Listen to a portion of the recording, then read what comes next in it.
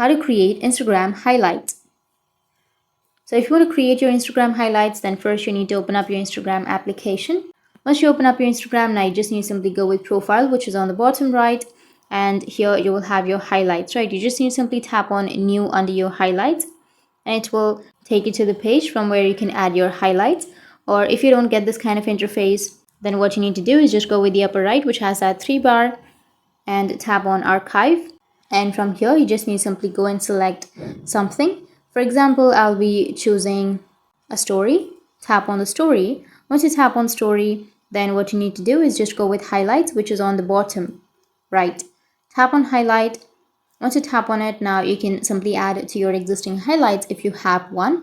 But if you don't have your existing highlights and if you want to create a new highlight, then simply tap on new, which is on the right side. And this story will be added to your highlights, and you can simply get a name.